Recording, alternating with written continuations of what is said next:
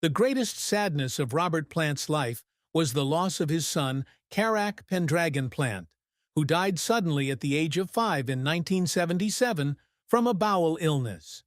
Carac was Plant's greatest joy, a boy with a bright smile and mischievous eyes who made him feel that life was worth living despite the pressures of his career. He fondly remembered the afternoons spent playing with Carac in the garden of the family farm in Worcestershire, where the boy would run around and sing along to the tunes he improvised. Carac's death, while Plant was on tour with Led Zeppelin, plunged him into a deep depression. He received the news in a late-night phone call, and the feeling of helplessness at not being able to be with his son in his final moments haunted him for years. In the long nights that followed, he sat alone in a dark room, letting tears roll down his face, not because he was weak, but because he felt like a part of his heart was gone forever.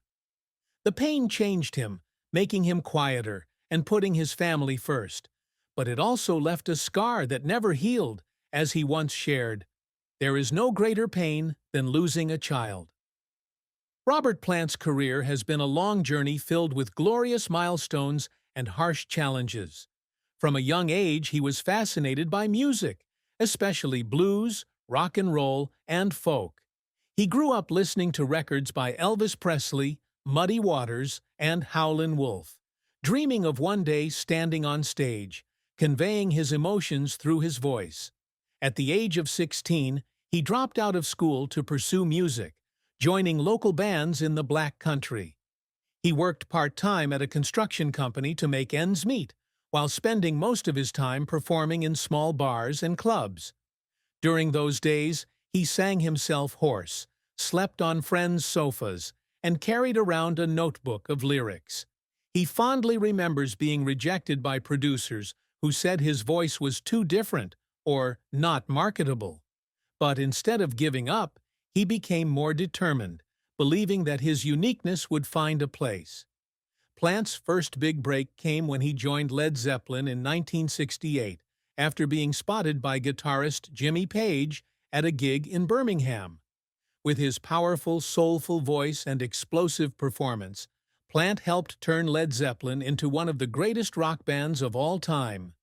Albums like Led Zeppelin II, 1969, Led Zeppelin IV, 1971, and Physical Graffiti, 1975, shaped music history, with classics like Stairway to Heaven, Whole Lotta Love, and Kashmir.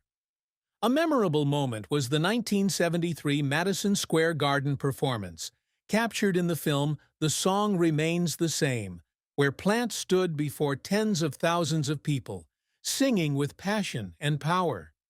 He remembers looking down at the crowd singing along, feeling like the whole world was in sync with him.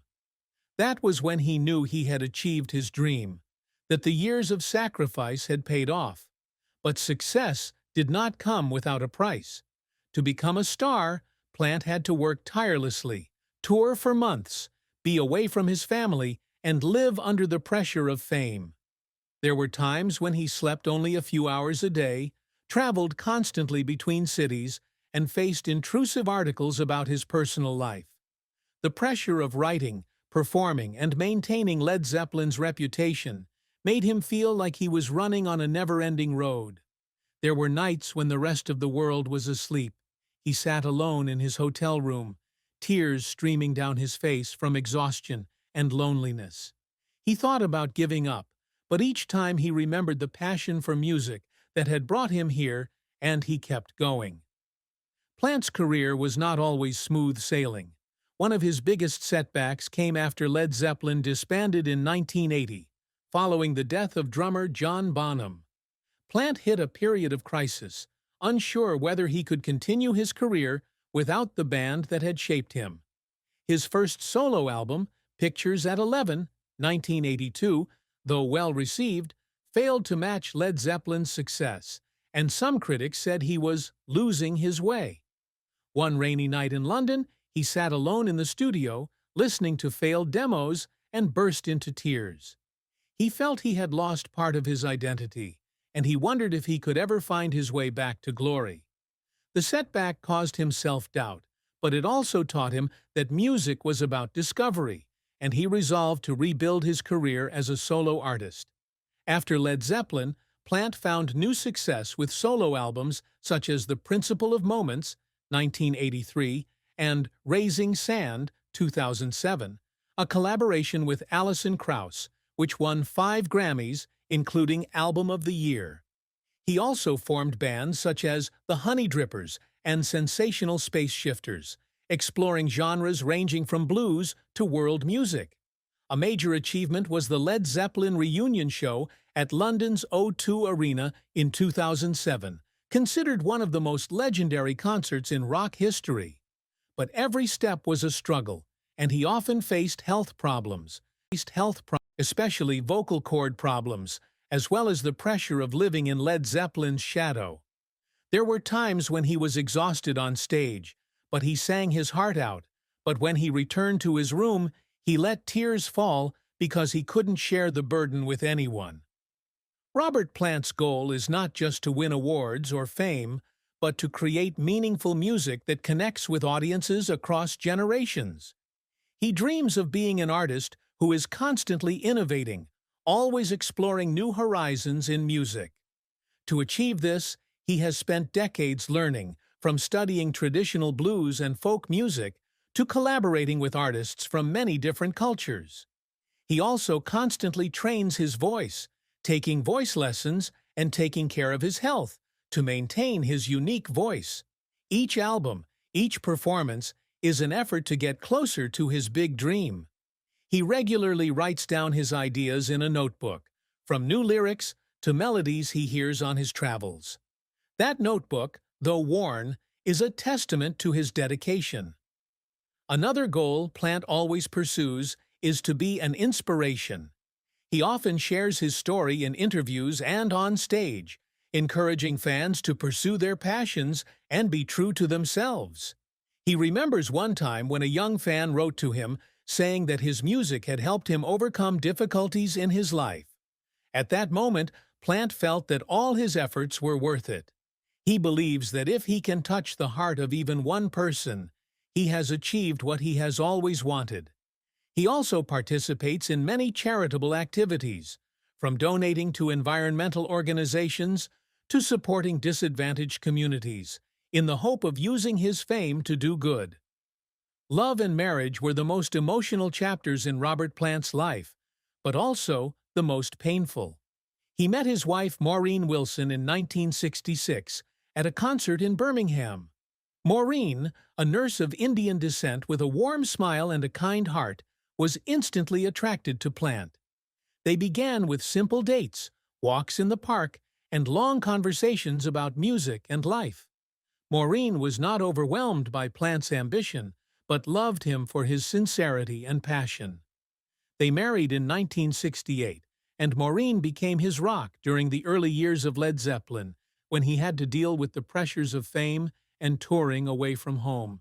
But married life was not always smooth sailing. Plant's career with Led Zeppelin required him to be away from home for months at a time, leaving Maureen to care for their children alone. There were times when he was so absorbed in touring and rock and roll that he barely had time to talk to her. Maureen never complained publicly, but Plant knew that she had to make many sacrifices, from giving up her nursing career to focus on the family, to dealing with rumors about his lifestyle on the road. A major disappointment in their marriage was when Plant, caught up in the whirlwind of fame, could not give Maureen the attention she deserved. He remembers one time when Maureen asked him, "Robert, do you remember when we were everything to each other?" The question left him speechless, because he knew he loved her deeply, but he had let fame and music overshadow his love. Their marriage ended in 1983, after 15 years, but Plant always said that Maureen remained an important part of his life. Robert Plant's children were his greatest source of pride, but also a source of deep pain and responsibility. He and Maureen had 3 children together: Carmen Jane Plant, born 1968, Carrack Pendragon Plant, born 1972, and Jessie Lee Plant, born 1979. After their divorce, Plant had another son, Logan Romero Plant, born 1979, with his later wife. Carmen, his eldest daughter, grew up on the family farm and became a professional dancer. Plant was always proud of her independence and talent, but he also regretted not being able to be there for her more during her childhood years when he was busy with Led Zeppelin. Kerouac, his second son, was the light of Plant's life, but his loss left a permanent scar on his heart. Jesse, his youngest son with Maureen, grew up with a love of music and is now a musician. Plant spent time with Jesse regularly, trying to make up for the years he had been away.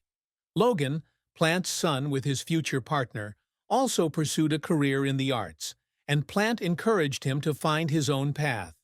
Although he loved his children deeply, Plant often blamed himself for not being a fully present father, especially in their early years. "I gave them love," he once said, "but I wish I could have given them more time." Maureen Wilson, Robert Plant's ex-wife, was always the one who understood the sadness he went through. When Kerouac died, Maureen was there for him in his darkest days, holding his hand and sharing the pain of losing a child. She once told him, "Robert, we can't change what happened, but Kerouac will always live in our hearts. Let your music keep him alive."